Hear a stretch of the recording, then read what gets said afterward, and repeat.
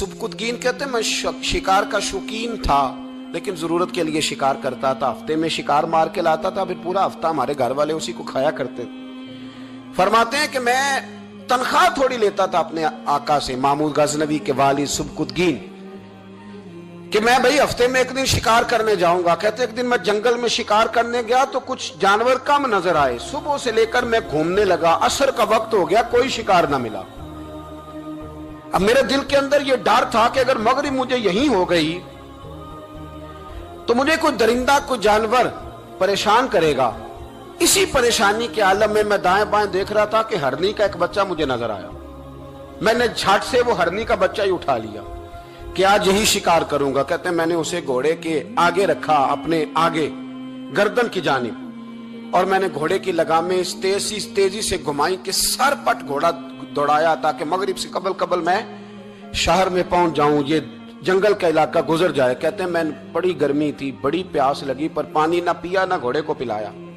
Sir पट दौड़ाया इस डर से कि कहीं ऐसा ना हो कि मैं जंगल में मुझे शाम हो जाए। कहते हैं जब मैं शहर से बाहर पहुंच गया तो मगरिब का वक्त भी शुरू हो गया। कहते हैं अभी मैं पहुंचा ही था, मैंने वहां घोड़े को रोका, खुद भी पानी पिया, जानवर को भी पिलाया।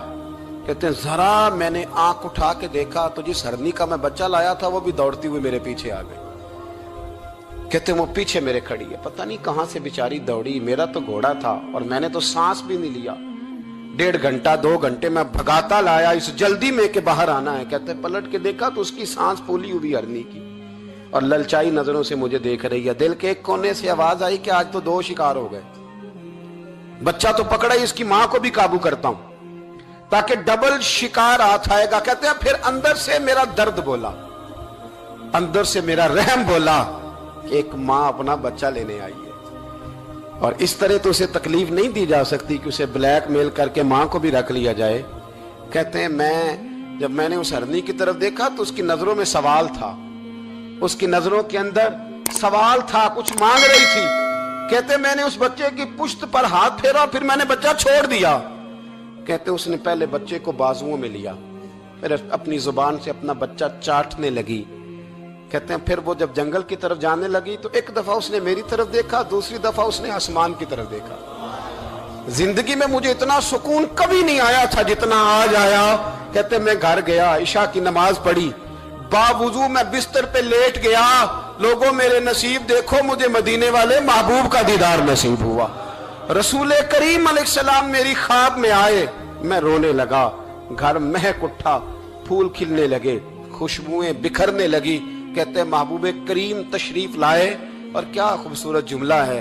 महबूब फरमाने लगे ओ सुबकुतगीन, अगर तुझे बादशाह बना दिया जाए तो इंसानों के साथ भी इसी तरह रहम करेगा ना जिस तरह आज हरनी के साथ किया है। अगर तुझे बादशाह बनाया जाए तो रवैया यही रखेगा या बदल जाएगा। कहता मैं रो पड़ा। मैंने कहा यार सुल्ला, मैं तो गुलाम बनने के भी काबिल नहीं, तो बादशाह कैसे बनूंगा। फरमाया तेरी आज की अदा बड़ी पसंद आई है, अर्श के मालिक ने तुझे बादशाह बनाने का फैसला कर लिया। तेरी ये अदा बड़ी भाई है, बड़ी पसंद आई। फरमाते एक हरनी के बच्चे पे रहम खाया था, रब करीम ने मुझे बादशाही अता फरमा दी। हम ना सियासत से बादशाही लेना चाहते हैं, सियासतदानों के अपनी जेब से इश्तिहार छपवा के बादशाही लेना चाहते हैं, डेरा बना के बादशाही लेना। ना ना ना, बादशाही तो रहम करने से मिलती, बादशाही तो शफकत करने से मिलती, बादशाहियां तो अल्लाह की मखलूक से प्यार करने से मिलती।